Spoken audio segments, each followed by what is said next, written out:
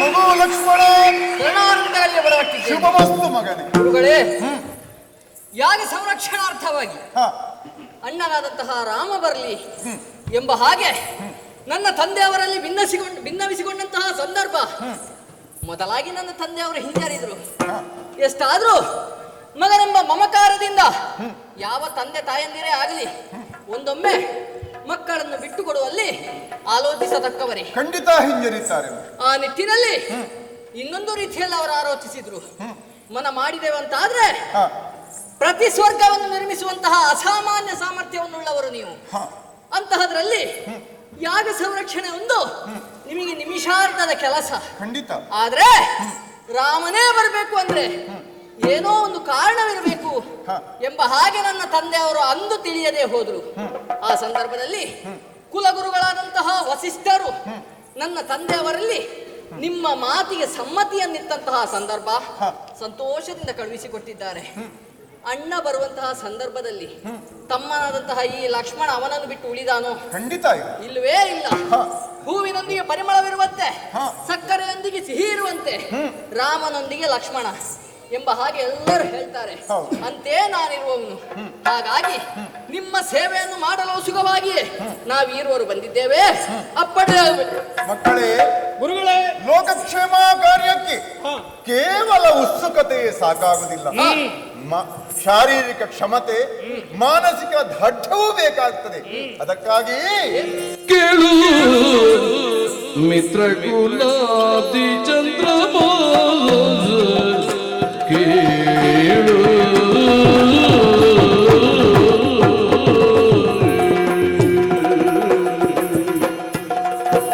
ಕೇಳು ಮಿತ್ರ ಕುಲಾಬ್ದಿ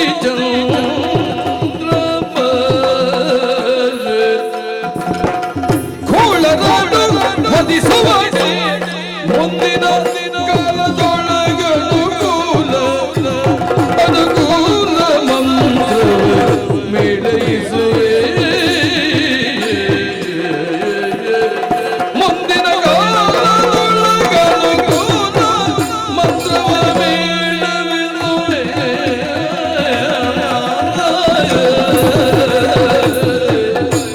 ಕೇಳು ರಾಮ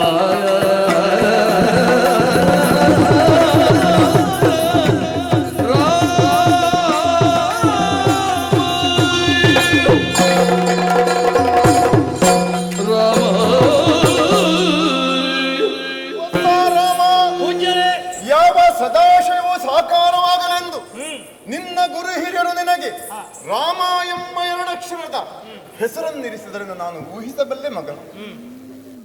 ಸರ್ವಗುಣ ಸಂಪನ್ನಾಗಿ ಸರ್ವರಮಣೀಯನು ನೀನಾಗಬೇಕು ಎಂಬುದೇ ಆ ಹೆಸರಿನ ಉದ್ದೇಶ. ಮಿತ್ರ ಕುಲಾಬ್ದಿಯು ಉಕ್ಕೇರುವಂತೆ ಮಾಡುವ ಚಂದ್ರನೂ ನೀನಾಗಬೇಕು. ನಿನ್ನ ಗುಣಧರ್ಮಗಳು ವೃದ್ಧಿಸಬೇಕಾದರೆ ಆ ಚಂದ್ರನಂತೆ ನೋವು ಕಾವುಗಳನ್ನು ಶಮಿಸುವವನು ನೀನಾಗಬೇಕು ಎಂಬ ನೆಲೆಯಲ್ಲಿ ನಿನಗೆ ಆ ಹೆಸರನ್ನಿಟ್ಟಿದ್ದಾರಪ್ಪ. ಲೋಕ ಕಂಟಕರಾದಂತಹ ದುಷ್ಟ ರಾಕ್ಷಸರನ್ನು ವಧಿಸಿ ಲೋಕಕ್ಷೇಮವನ್ನು ಮಾಡುವುದೇ ನಾನು ಕೈಗೊಂಡಂತಹ ಅಭಿಯಾನ. ಸರಿ, ಅದರಲ್ಲಿ ಈ ಯಜ್ಞ ರಕ್ಷಣೆ ಎಂಬುದು ಆ ಅಭಿಯಾನದ ಮೊದಲ ಹೆಜ್ಜೆ ಮಾತ್ರ ಮಗು.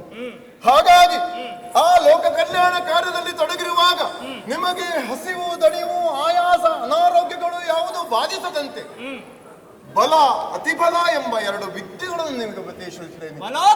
ಹೌದು, ಬಲ ಎಂದರೆ ನಿಮಗೆ ನಿಮ್ಮ ಕಾರ್ಯದಲ್ಲಿ ಯಾವುದೇ ತೊಂದರೆಯಾಗದಂತೆ, ನಿಮಗೆ ಅನಾರೋಗ್ಯಗಳು ಉಂಟಾಗದಂತೆ ನಿಮ್ಮನ್ನು ಕಾಯುವುದೇ ಬಲ. ಹಾಗೆಯೇ ಅತಿಬಲ ಎಂಬುದು ಶತ್ರುಗಳು ಎದುರಾದರೆ ಅವರಲ್ಲಿ ಹೋರಾಡಿ ಎದುರಿಸುವಂತಹ ಚೈತನ್ಯವು ನಿಮಗೆ ಮೂಡುತ್ತದೆ.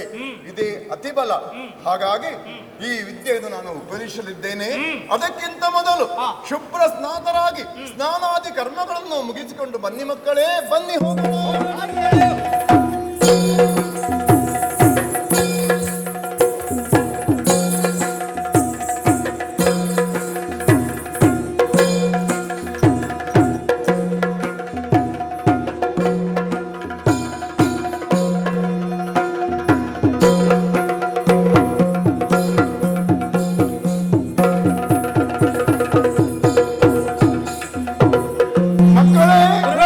ಸರಯೂ ನದಿಯಲ್ಲಿ ಸ್ನಾನ ಸಂದಾಹಿಗಳನ್ನು ಮುಗಿಸಿದರೆ ನಿಮಗೆ ಬಲ ಅತಿಬಲ ಎಂಬ ವಿದ್ಯೆಯನ್ನು ನಾನು ಉಪದೇಶಿಸಿ ಆಗಿದೆ. ಹಾಗೆಯೇ ಮುಂದುವರಿದಂತ ನಾವು ಇದೋ ಬಂದದ್ದು ಕಾಮಾಶ್ರಮದ ಪ್ರವೇಶವನ್ನು ನಾವು ಕೂಡ ಅಲ್ಲಿ ತಂಗಿ ಅಲ್ಲಿಂದ ಮುಂದುವರಿದೆವು. ಕಾಮಾಶ್ರಮವೆಂದರೆ ಹಿಂದೆ ಶಿವನು ತಪಸ್ಸು ಮಾಡುವಾಗ ಮನ್ಮಥನ ಬಾಣ ಪ್ರಯೋಗಕ್ಕೆ ತನ್ನ ಕೆಂಗಣ್ಣನ್ನು ಮೂರನೆಯ ಕಣ್ಣಿನಿಂದ ಆ ಮನ್ಮಥನನ್ನು ಸುಟ್ಟ ಸ್ಥಳವೇ ಇದು ಕಾಮಾಶ್ರಮ. ಅದರ ಬಗ್ಗೆ ನಿನ್ನೆ ರಾತ್ರಿಯೇ ನಾನು ನಿಮಗೆ ವಿವರವಾಗಿ ತಿಳಿಸಿದ್ದೇನೆ. ಹಾಗೆಯೇ ಮುಂದುವರಿದು ಬಂದಂತಹ ನಾವು ವಿಶಾಲವಾದ ಗಂಗಾ ನದಿಯನ್ನು ದಾಟಿ ಆ ಕಡೆಯ ದಟ್ಟ ಗುಂಡಾರಣಕ್ಕೆ ನಾವು ಕಾಲಿರಿಸಿದ್ದೇವೆ. ಅಲ್ಲಿಗೆ ಮುಂದುವರಿಯೋಣವೇ ನಮ್ಮ ಪ್ರಯಾಣವನ್ನು.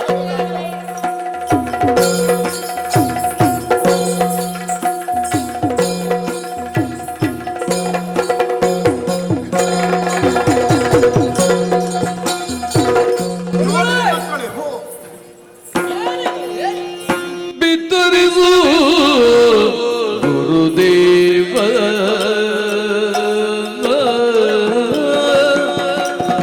ಘೋರ ವನವ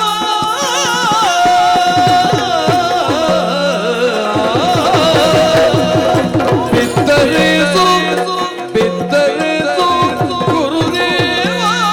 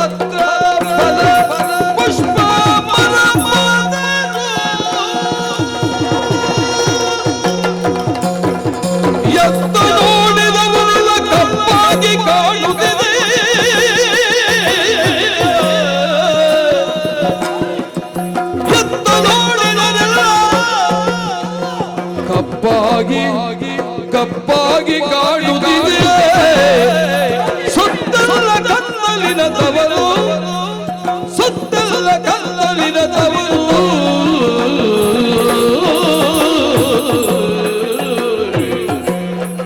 ಬಿತ್ತರಿಸು ಗುರುದೇವ ಗೌರವನವಾದಿದು ಭದ್ರ ಫಲ ಪುಷ್ಪ ಮರ ಕೊದರು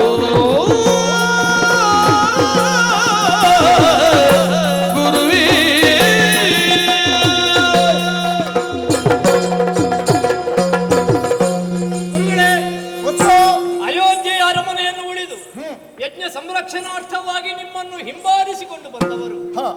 ಎಷ್ಟೋ ಬಯಲು ಪ್ರದೇಶವನ್ನು ದಾಟಿದೆವು, ಎಷ್ಟೋ ಕಾಡನ್ನು ನಾವು ಪ್ರವೇಶ ಮಾಡಿದೆವು, ಅಲ್ಲಿಂದಲೂ ಹೊರ ಬಂದೆವು. ಹೌದಪ್ಪ, ಪ್ರಯಾಣದ ಆಯಾಸವಾಗಬಾರದನ್ನುವ ಕಾರಣಕ್ಕೆ ಬೇಕಾಗಿ ಪುಣ್ಯ ಪುರುಷರ ಪುಣ್ಯ ಕಥೆಗಳನ್ನು ನೀವು ಹೇಳುತ್ತಾ ಬಂದಾಗ ನಿಮ್ಮ ಹೆಜ್ಜೆಯ ಮೇಲೆ ಹೆಜ್ಜೆಯನ್ನಿರಿಸುತ್ತಾ ಅದನ್ನೆಲ್ಲ ಕೇಳಿಕೊಂಡು ನೀವು ಅನುಗ್ರಹಿಸಿದಂತಹ ಬಲಾತಿಬಲ ವಿದ್ಯೆಯನ್ನೂ ಕೂಡ ನಾನು ಪಡೆದುಕೊಂಡು ಇನ್ನೂ ಮುಂದುವರಿಯಬೇಕು ನಿಮ್ಮ ಆಶ್ರಮದೆಡೆಗೆ ಅಂತ ನಿಮ್ಮನ್ನು ಹಿಂಬಾಲಿಸಿಕೊಂಡು ಬಂದ್ರೆ ಈ ಪ್ರದೇಶದಲ್ಲಿ ಹಾದು ಹೋಗುವಾಗ ನಿಮ್ಮ ನಡೆಗೆ ನಾನು ತಡೆಯೊಡ್ಡಿದೆ. ಯಾಕಪ್ಪ?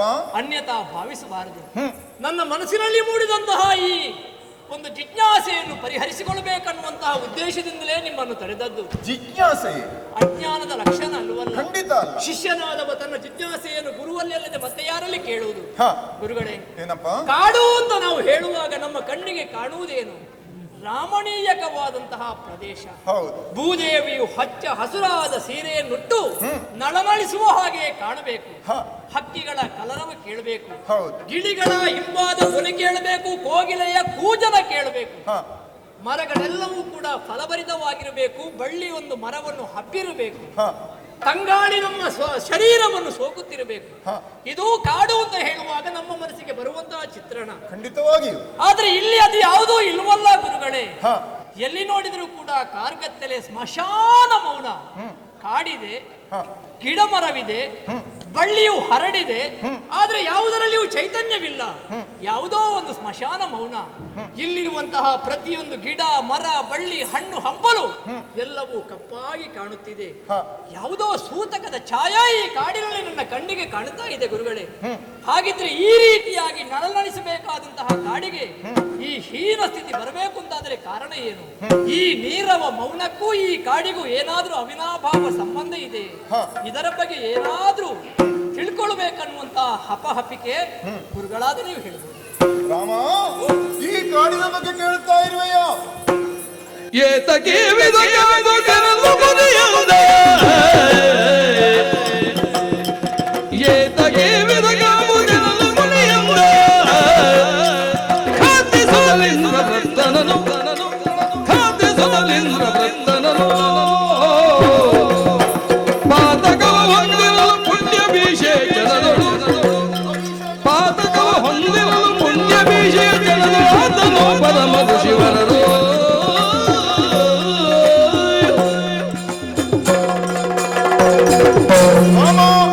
ದೊಡ್ಡವಾಗಿದ್ರೂ ಕೂಡ ಈ ಕಾಡಿನಲ್ಲಿ ಕಾಣುವಂತ ಅಸಮಂಜಸವನ್ನು ನೀನು ಗುರುತಿಸಿ ನನ್ನಲ್ಲಿ ಪ್ರಶ್ನಿಸುತ್ತಾ ಇರುವೆಯಲ್ಲ.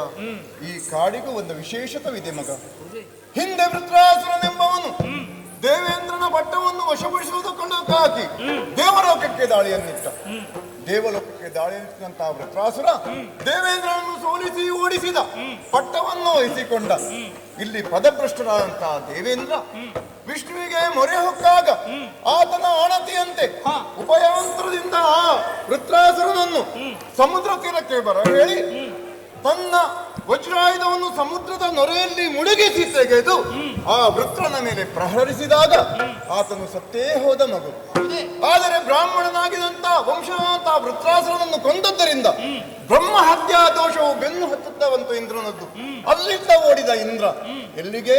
ಬ್ರಹ್ಮದೇವರ ಬಳಿಗೆ ಓಡಿದಂತ ದೇವೇಂದ್ರ ಬ್ರಹ್ಮದೇವನಲ್ಲಿ ಮನವಿ ಮಾಡಿಕೊಂಡಾಗ ಆ ಬ್ರಹ್ಮದೇವನ ಆಣತಿಯಂತೆ ಸಪ್ತರ್ಷಿಗಳು ಬಂದು ಪುಣ್ಯೋದಕವನ್ನೆಲ್ಲ ತಂದು ಆ ದೇವೇಂದ್ರನಿಗೆ ಸುರಿದಾಗ ಅವನ ಪಾತಕವು ಕಳೆದು ಈ ಪ್ರದೇಶದಲ್ಲಿ 2 ಕವಲುಗಳಾಗಿ ಹರಿದು ಮತ್ತೆ ಒಂದುಗೂಡಿತು ಮಕ್ಕಳೇ.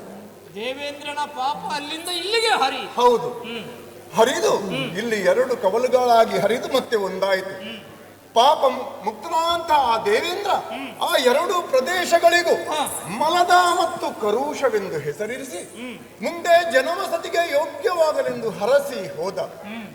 ಮತ್ತೆ ಇಲ್ಲಿ ಜನರು ನೆಲೆಯಾಗಿ ನಿಂತು 2 ಹೆಸರಿನ ಆ ಸಮೃದ್ಧ ದೇಶಗಳೇ ಇಲ್ಲಿ ಉಂಟಾದವು. ಆದರೇನು ಮಾಡೋಣ ಹೇಳು?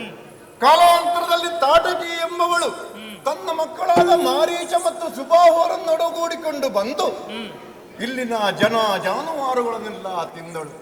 ಅಳಿದುಳಿದವರು ಈ ಪ್ರದೇಶವನ್ನು ಬಿಟ್ಟು ಓಡಿ ಹೋದರು ಮಗು. ಇಲ್ಲಿ ವಿಜನ ಕಾಂತಾರವಾಯಿತು. ಕಲುಷ ಕಾಂತಾರವೆಂದು ಇದಕ್ಕೆ ಹೆಸರು ಬಂತು. ತಾಟಕಿ ಮತ್ತವಳ ಮಕ್ಕಳು ಇಲ್ಲಿ ನೆಲೆಯಾದ್ದರಿಂದ ತಾಟಕಾವನ ಎಂಬ ಹೆಸರು ಬಂತು. ಆ ರಾಕ್ಷಸಿಯಾದ ಅವರ ಮಕ್ಕಳು ಈಗಲೂ ಇಲ್ಲಿ ನೆಲೆಯಿದ್ದಾರೆ ಮಗು. ಗುರುಗಳೇ, ಈ ಕಾಡಿಗೆ ಈ ಕಪ್ಪಾದಂತಹ ಬಣ್ಣ ಬರುವುದಕ್ಕೆ, ಸ್ಮಶಾನ ಮೌನ ಆವರಿಸುವುದಕ್ಕೆ ಕಾರಣ ದೇವೇಂದ್ರನಿಗೆ ಬಂದಂತಹ ಪಾತಕ.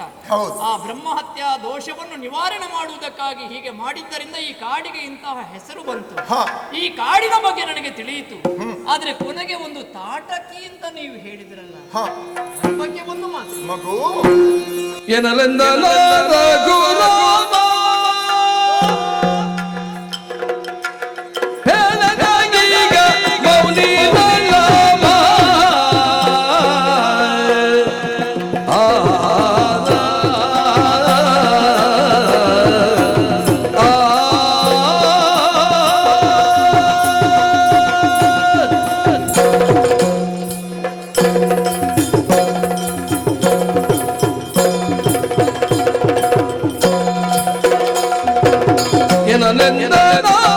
ರಘುರಾಮ ಹೇಳದಾಗೀಗ ಮೌನಿ ರಾಮ ತನುಜೆ ಗತುಲ ಬಲ ಸಿದ್ಧಿಗಳೆಂತಾಯ್ತು ತನುಜೆ ಅತುಲ ಬಲ ಸಿದ್ಧಿಗಳೆಂತಾಯ್ತು ಗುಣಪ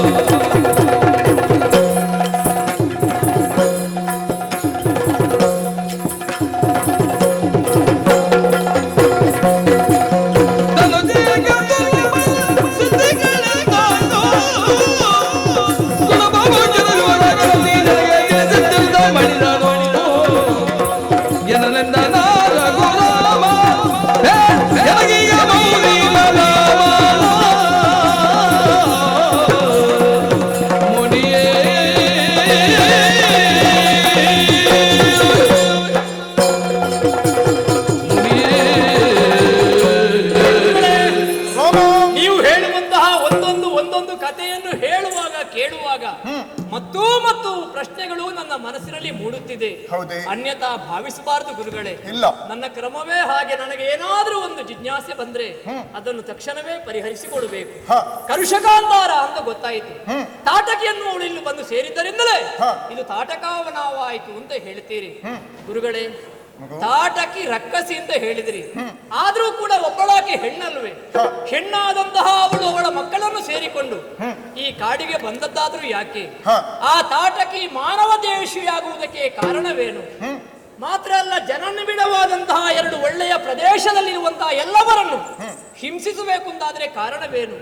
ಒಬ್ಬಳಾಕೆ ಹೆಣ್ಣಾದ ರಕ್ಕಸಿಯಾದ ಅವಳಿಗೆ ಇಂತಹ ಅತುಳವಾದಂತಹ ಬಲ ಬಂದದ್ದಾದ್ರೂ ಹೇಗೆ? ಅವಳು ರಕ್ಕಸಿ ಆಗಲಿಕ್ಕೆ ಕಾರಣ ಏನು? ಇದನ್ನೆಲ್ಲ ತಿಳಿಯಬೇಕು ಅಂತ ಕುತೂಹಲ. ನಾನು ನಿಮ್ಮ ಜೊತೆಯಲ್ಲಿ ಬಂದದ್ದೇ ನನಗೆ ತಿಳಿಯದೇ ಇದ್ದುದನ್ನು ತಿಳಿಯುವುದಕ್ಕೆ ಬೇಕಾಗಿ ಗುರುಗಳಾಗಿ ನೀವು ಬೇಸರಿಸದೆ ಆ ತಾಟಕಿಯ ವೃತ್ತಾಂತವನ್ನು ಹೇಳಬೇಕು. ಮಗು, ಓ ಅಪಾತ್ರದಲ್ಲಿ ಅಗತ್ಯಕ್ಕಿಂತ ಹೆಚ್ಚು ಅಲೌಕಿಕ ಶಕ್ತಿ ಉಂಟಾದಾಗ ಆಗಬಾರದ್ದೇ ಆಗುತ್ತದೆ ಎಂಬುದಕ್ಕೆ ಈ ತಾಟಕಿಯ ಜೀವನವೇ ಉದಾಹರಣೆಯಾಗಿದೆ. ಹೌದೇ? ಹೇಳುವುದಕ್ಕೆ ತಾಟಕಿ ರಾಕ್ಷಸಿ ಅಲ್ಲ, ಯಕ್ಷರಾಜ ಸುಕೇತುನ ಮಗಳು. ಯಕ್ಷರಾಜನು ಆ ಬ್ರಹ್ಮದೇವನು ತಪಸ್ಸಿನ ಮೂಲಕ ಒಲಿಸಿ ನನಗೆ ಪುತ್ರರು ಬೇಕೆಂದು ಕೇಳಿಕೊಂಡಾಗ 1000 ಆನೆಗಳ ಬಲವುಳ್ಳಂತಹ ಆ ಹೆಣ್ಣು ಮಗುವನ್ನೊಂದು ದಯಪಾಲಿಸಿದ. ಆ ಮಗುವೇ ಈ ತಾಟಕಿ. ಗಂಧರ್ವನ ಮಗಳು. ಗಂಧರ್ವನ ಮಗಳು ಗಂಧರ್ವ ಕನ್ಯೆ ಆಗಿರ್ಬೇಕಲ್ಲ ಗುರುಗಳೇ. ನೀವು ಹೇಳ್ತೀರಿ ತಾಟಕಿ ರಕ್ಕಸಿ ಅಂತ.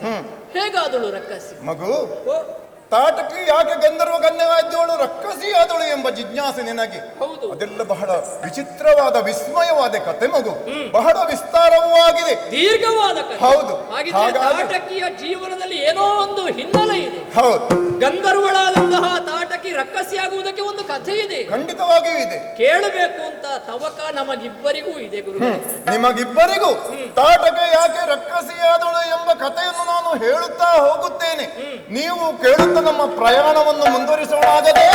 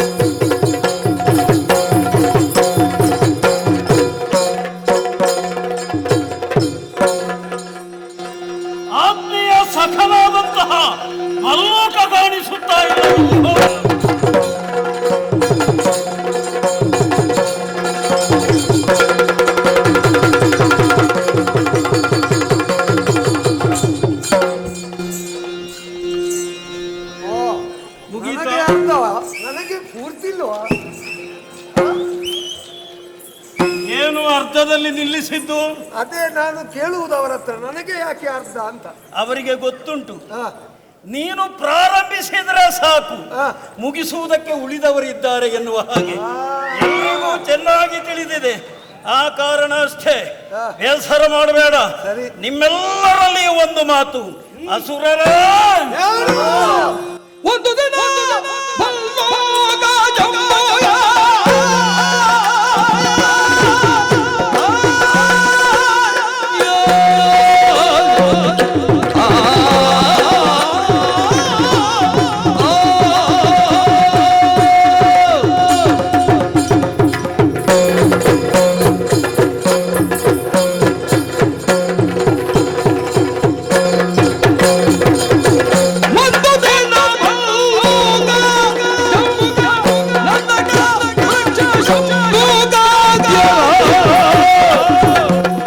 ವೃಂದವನು ಕನಸುತ್ತ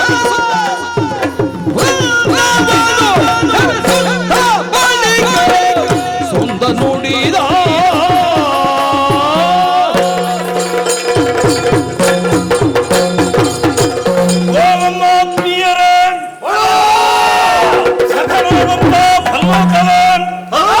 ಪವಿತ್ರವಾದಂತಹ ರಕ್ಕಸ ವಂಶದಲ್ಲಿ ಹುಟ್ಟಿದವರು ನಾವು. ಮೂರು ಲೋಕದ ವಿಭು, ಶೋಣಿತಾಪುರದ ಒಡೆಯ, ನಮ್ಮ ಪಾಲಿಗೆ ಪ್ರಾತಸ್ಮರಣೀಯ ಬಲಿ ಚಕ್ರವರ್ತಿಗಳೊಂದಿಗೆ ಮೆರೆದಾಡಿದವರು. ಬಲಿ ಚಕ್ರವರ್ತಿಗಳೊಂದಿಗಿನ ನಮ್ಮ ಜೀವನ ಎನ್ನುವುದು ನಮ್ಮ ಸುವರ್ಣ ಯುಗವೇ ಆಗಿತ್ತು. ಆದ್ರೇನು ಮಾಡೋಣ, ಇಂದ್ರಾದಿ ದೇವತೆಗಳ ಮೋಸದಿಂದ ಬಲಿ ಚಕ್ರವರ್ತಿಯ ನಾಶವಾಗುವ ಸಂದರ್ಭದಲ್ಲಿ ಅಲ್ಲಿಂದ ಪಲಾಯನವನ್ನು ಗೈದವರು ನಾವು. ದಕ್ಷಿಣಾಭತವನ್ನು ಸೇರಿಕೊಂಡಿದ್ದೇವೆ. ನಾನೋರ್ವನೇ ಅಲ್ಲ, ನನ್ನೊಂದಿಗೆ ನಂದಕ, ವೃಕ, ಜಂಬೂಕ, ಶಂಭೂಕ, ಭಲ್ಲೂಕ ನೀವೆಲ್ಲರೂ ಅನುಸರಿಸಿದ್ದೀರಿ. ಎಲ್ಲರೂ ಕಾಂತಾರೆ. ಕಾಂತರು? ಯಾರಿಗೆ ಕಾಂತರು? ಅದು ಹೀಗೆ ಹೇಳಿದ್ದು. ಹೇಗೆ? ನಿಜವಾಗಿ ಹೇಳುವುದಾದರೆ ನೀವೇ ಅಲ್ವಾ ಕಾಂತಾರು? ವಿಷಯ ನನಗರ್ಥವಾಯಿತು. ಪ್ರತಿಯೋರ್ವರ ಅಕ್ಷರದ ಶಬ್ದದ ಅಂತ್ಯದಲ್ಲಿ, ಹೆಸರಿನ ಅಂತ್ಯದಲ್ಲಿ ಕಾ ಎನ್ನುವಂತಹ ಅಕ್ಷರವಿದೆ. ಆ ಕಾವನ್ನು ಹೊಂದಿರುವ ಕಾರಣ ನೀವೆಲ್ಲರೂ ಕಾಂತರು. ಅದು ಕಾಂತರು ಅಂತ ಆಗುವುದಿಲ್ಲ, ಮತ್ತೆ ಕಂತರು ಅಂತ ಆಗ್ತದೆ. ಆದರೆ ನಿಜ ಅರ್ಥದಲ್ಲಿ ಕಾಂತ ಯಾರು? ಯಾರು? ನಿಮ್ಮೊಡೆಯನಾದಂತಹ ನಾನು ಅಲ್ವೇ? ಹೌದೌದು. ಅದೇ ರೀತಿಯಾಗಿ ನಿಮ್ಮೆಲ್ಲರನ್ನು ನಾನು ಸೇರಿಸಿಕೊಂಡಿದ್ದೇನೆ. ಹೌದು. ವಿಶೇಷವಾದಂತಹ ವಿಚಾರ ನಿಮ್ಮಲ್ಲಿ ಅರುಹುವುದಕ್ಕಿದೆ. ಕೇಳಿ ಕೇಳಿ.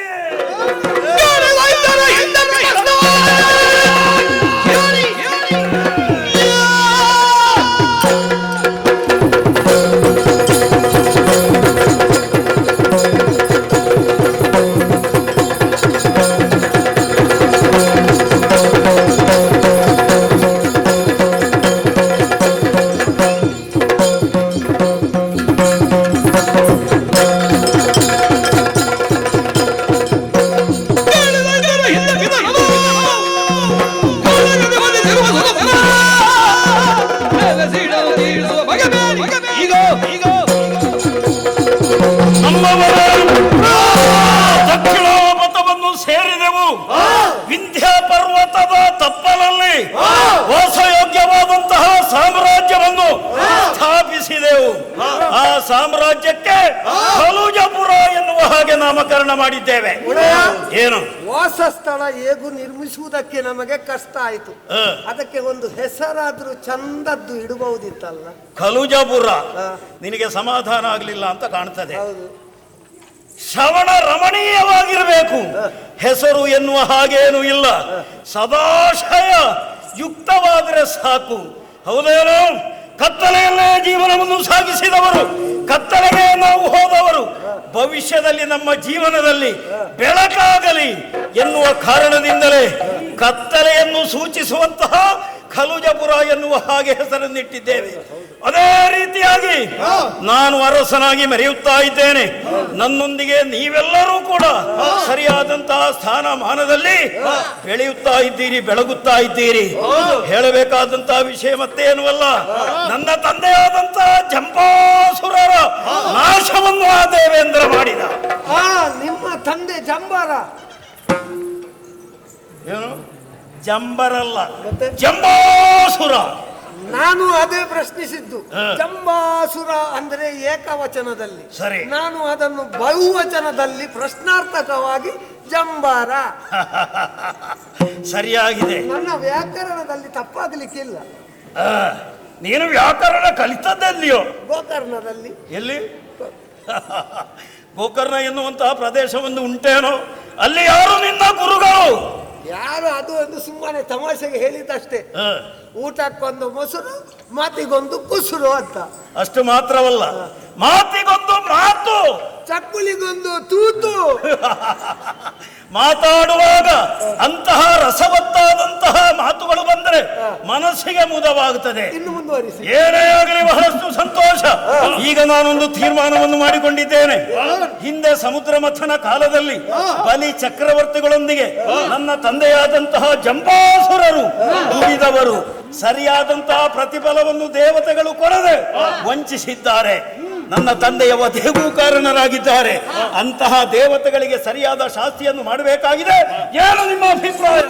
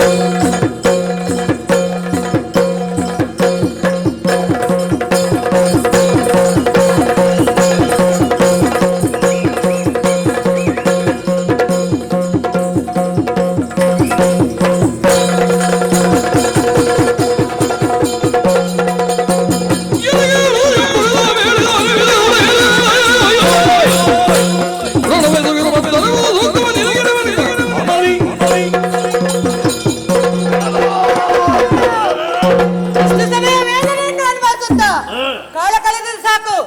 ನಮ್ಮ ತಂದೆಯನ್ನು ಮಾತ್ರವಲ್ಲ, ನಮ್ಮ ಹಿರಿಯರನ್ನು ದೇವತೆಗಳು ಯುದ್ಧದಲ್ಲಿ ಕೊಂದಿದ್ದಾರೆ. ದ್ವೇಷಾಗ್ನಿಯಿಂದ ನನ್ನ ರಕ್ತ ಕುದಿಯುತ್ತಾ ಇದೆ.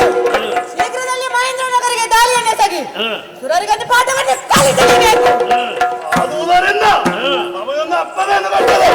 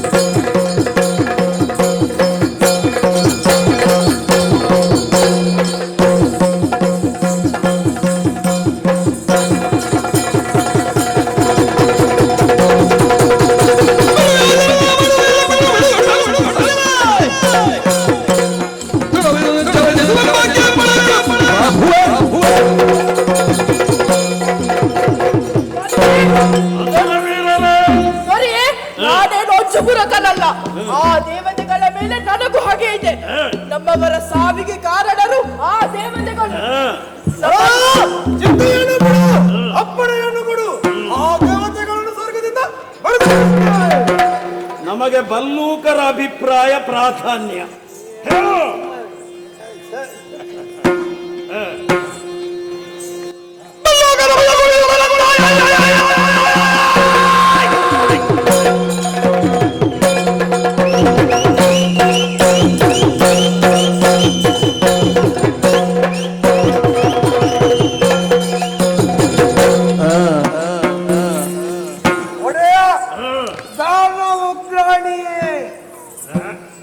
ಏನು ಹೇಳ್ತಾ ಇದ್ದೀಯಾ? ನಾನು ಧಾನ್ಯ ಉಗ್ರಾಣಿಯ? ಹೌದು. ಹಾಗಲ್ಲ. ಸಂಧಿ ಮಾತನಾಡುವಾಗ ತುಂಬಾ ಜಾಗೃತ ಮಾಡಬೇಕು. ಎರಡು ಶಬ್ದಗಳನ್ನು ವಿಂಗಡಿಸುವಾಗ ಅಲ್ಲ, ಎರಡು ಶಬ್ದಗಳನ್ನು ಜೋಡಿಸುವಾಗ ಬಹಳ ಜಾಗೃತೆಯಿಂದ ವ್ಯವಹರಿಸಬೇಕು. ದಾನವ ಅಗ್ರಣಿ. ಏನು ಹಾಗಾದ್ರೆ? ದಾನವಾಗ್ರಣಿ. ಅದರ ಹೊರತಾಗಿ ನೀನೇನು ಹೇಳಿದ್ದು ದಾನಿಯ ಉಗ್ರಾಣಿಯ ದಾನವ ಅಗ್ರಣಿ. ಅಷ್ಟು ಗೊತ್ತಿದ್ರೆ ಇದು ನನ್ನ ತಲೆಯಲ್ಲಿ ಇರುವುದಿಲ್ವಾ? ಏನೇ ಆಗಲಿ ನೀವೆಲ್ಲರೂ ಬಹಳಷ್ಟು ಉತ್ಸುಕರಾಗಿದ್ದೀರಿ. ಹಾಗಿದ್ರೆ ತಡ ಮಾಡುವುದು ಸರಿಯೇ? ಏರೋಣ ಸ್ವರ್ಗಕ್ಕೆ.